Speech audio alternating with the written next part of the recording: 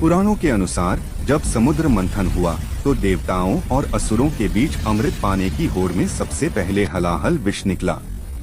यह विष इतना प्रचंड था कि उसके प्रभाव से तीनों लोक जलने लगे।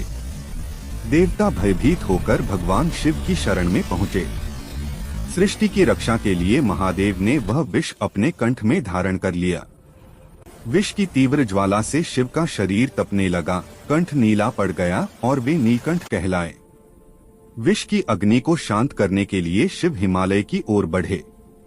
कहा जाता है कि जब वे नेपाल की ऊंची पर्वतमालाओं में पहुंचे तो उनके भीतर की जलन असहनीय हो गई। तभी उन्होंने अपने त्रिशूल को धरती में गाड़ा। उस एक प्रहार से धरती फट गई और शीतल जल का स्रोत फूट पड़ा। वही जल धीरे धीरे एक दिव्य झील में बदल गया, आज जिसे गोसा कुंड कहा जाता है। मान्यता है कि इस झील का जल स्वयं शिव की पीड़ा से जन्मा है, इसलिए यह अत्यंत पवित्र और चमत्कारी है। आज भी श्रद्धालु मानते हैं कि इस झील में स्नान करने से पाप नष्ट होते हैं और मन को अद्भुत शांति मिलती है। विशेष रूप से जनय पूर्णिमा के अवसर पर हजारों भक्त दुर्गम यात्राओं को पार कर यहाँ पहुँचते हैं।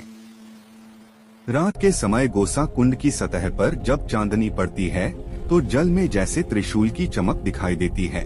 स्थानीय लोग कहते हैं कि आज भी सावन की किसी रात भगवान शिव इस झील के तट पर ध्यानमग्न होकर प्रकट होते हैं। गोसा कुंड केवल एक झील नहीं बल्कि यह याद दिलाती है कि जब जब सृष्टि संकट में आई तब भगवान शिव ने स्वयं पीड़ा सहकर संसार की रक्षा की। यही इसका सबसे बड़ा और गूढ़ रहस्य है। हर हर महादेव।